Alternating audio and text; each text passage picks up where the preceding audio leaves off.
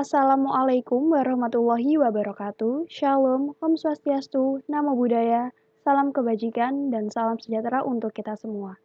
Di sini kami dari kelompok C ingin mempresentasikan materi di bab 21, yaitu mengenai akuntansi sewa untuk penyewa.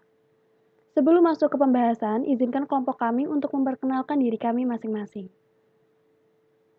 Perkenalkan, saya Reri Serarin dengan NPM akhir 133. Dan saya Ahmad Syaifuddin Zuri dengan NPM akhir 146. Perkenalkan, nama saya Nadina Salsabila dengan NPM akhir 205. Perkenalkan, saya Trisha Leandri Saragi dengan MM akhir 220. Pengukuran liabilitas sewa dan aset sewa.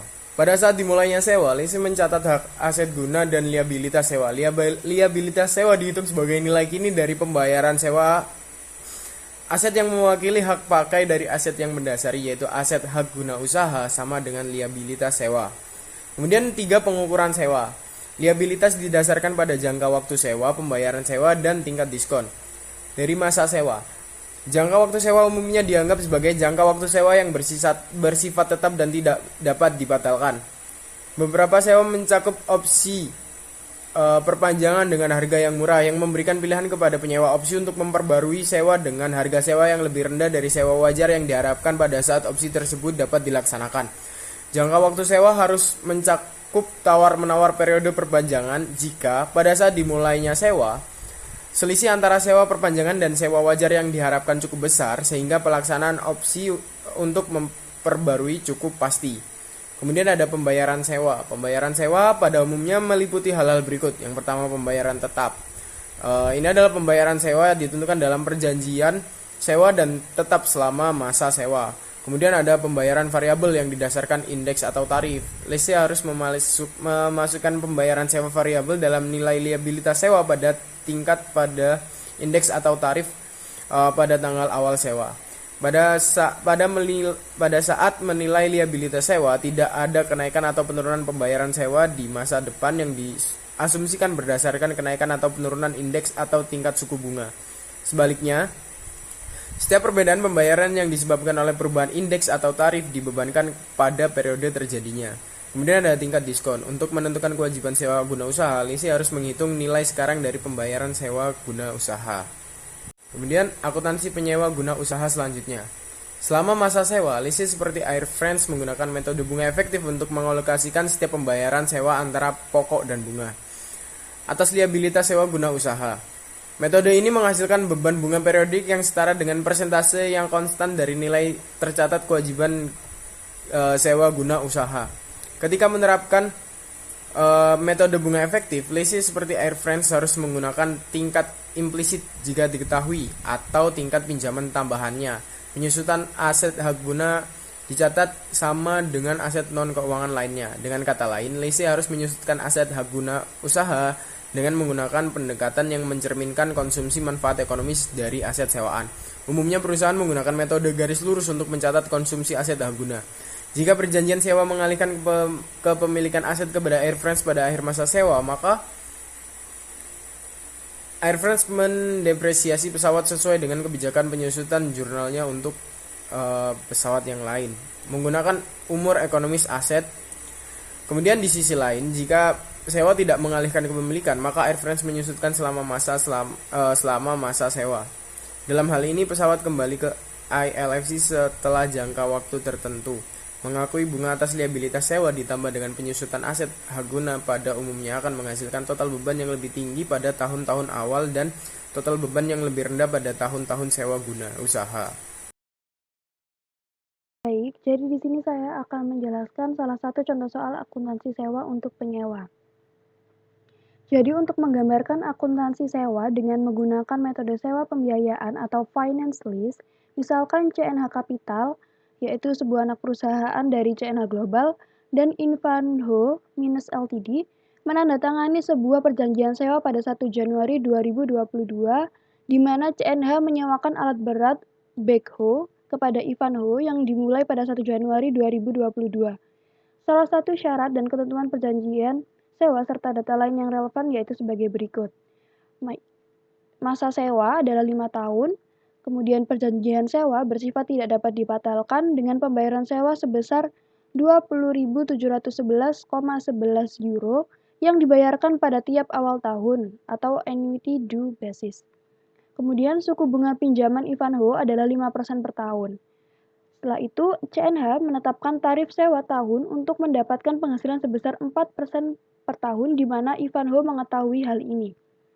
Nah, jadi Ivanhoe menghitung liabilitas sewa dan jumlah yang dikapitalisasi sebagai hak aset pakai sebagai berikut. Tadi pembayarannya telah diketahui yaitu sebesar 20.711,11 euro, kemudian dikalikan dengan faktor nilai kini dengan suku bunga 4% dan juga jangka waktu 5 tahun, yaitu sebesar 4,6 sekian. Maka hasilnya ketemu nilai kini pembayaran sewa yaitu sebesar 95.890,35 euro. Jadi Ivanhoe menggunakan suku bunga implisit CNH sebesar 4% dan tidak menggunakan suku bunga pinjamannya sebesar 5% karena suku bunga tersebut telah diketahui oleh Ivanhoe. Nah, selanjutnya saya akan menjelaskan tentang kerugian nilai sisa. Jadi, jika nilai wajar aset dasar atau underlying aset lebih rendah dari nilai residu yang diharapkan, maka Ivanhoe perlu memberikan kompensasi tambahan kepada CNH di bawah jaminan nilai residu tersebut. Dalam situasi ini, Ivanhoe akan mencatat kerugian. Misalnya, jika karena perawatan yang buruk terhadap backhoe, Ivanhoe dan CNH sepakat bahwa nilai wajar aset tersebut adalah 0. Ketika backhoe dikembalikan ke CNH pada tanggal 1 Januari 2027. Dalam kasus ini, Ivanhoe melaporkan kerugian sebesar 3.000 euro. Dalam skenario pembayaran yang diharapkan, Ivanhoe akan membuat pencatatan sebagai berikut, yaitu loss on lease sebesar 3.000 euro pada kas sebesar 3.000 euro. 3.000 euro ini dapat dari 5.000 dikurangi 2.000 euro. Nah, bila bukan berdasarkan skenario pembayaran yang diharapkan, maka Ivanhoe membuat jurnal sebagai berikut. Loss on lease sebesar 5.000 euro pada kas sebesar 5.000 euro. Di mana 5.000 euro itu didapat dari 5.000 euro dikurangi 0 euro. Dan pencatatan ini mencerminkan kerugian yang harus ditanggung Ivanhoe karena nilai residu aset yang tidak memenuhi ekspektasi awal, sehingga memerlukan pembayaran kompensasi tambahan sesuai dengan jaminan nilai residu yang telah disepakati.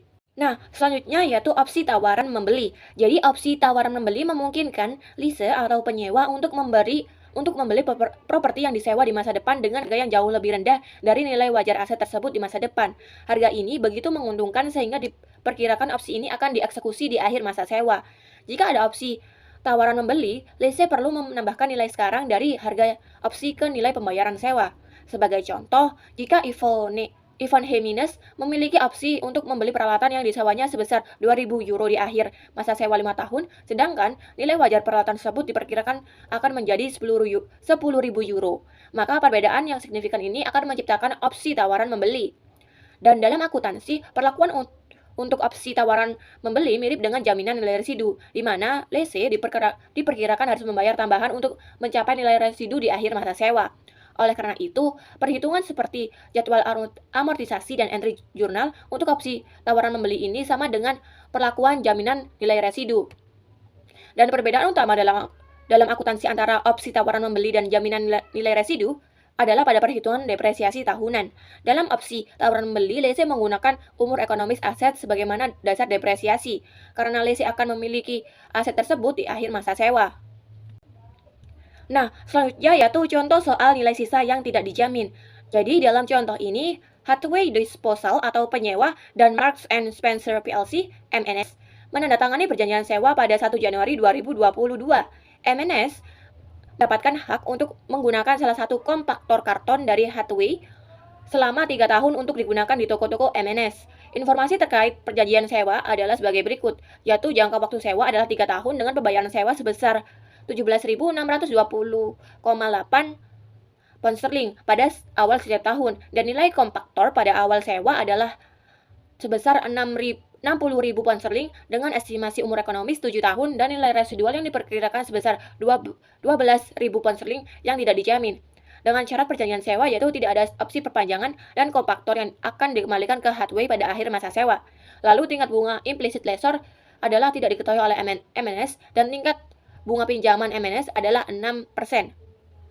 Dalam perjanjian sewa ini, MNS memperoleh hak penggunaan kompaktor selama 3 tahun dan akan dikembalikan kompaktor tersebut di hardware di akhir tahun. Present value pembayaran yang harus dilakukan MNS selama 3 tahun adalah sebesar 49,924,656 pound sterling. Dihitung dengan rumus 17,620,08 kali 2.833,9 dengan faktor diskonto untuk bunga 6%. MNS membuat pencatatan untuk mencatat transaksi ini pada tanggal 1 Januari 2022 sebagai berikut, yaitu right on asset sebesar 49.924,56, pada less liability sebesar 49.924,56 dan less liability sebesar 17.620,8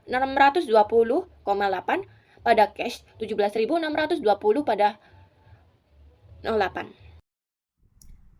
Selanjutnya adalah pengecualian sewa bernilai rendah dan sewa jangka pendek. Jadi menurut IASB memberikan pengecualian untuk kapitalisasi sewa pada dua jenis sewa, yaitu sewa bernilai rendah seperti di bawah $5.000 dan juga sewa jangka pendek yang berjangka waktu 12 bulan atau kurang dari 12 bulan. Untuk sewa bernilai rendah sendiri, dalam lease itu tidak perlu mencatat aset hak guna dan kewajiban sewa. Sebagai gantinya, biaya sewa dapat langsung dicatat sebagai beban pada saat terjadi. Hal-hal penting mengenai sewa bernilai rendah itu seperti kategori ini berlaku untuk aset dengan nilai kurang dari $5.000. Pilihan ini bisa dilakukan untuk tiap sewa secara terpisah. Contoh aset bernilai rendah ini seperti komputer, meja kantor kecil, dan juga telepon.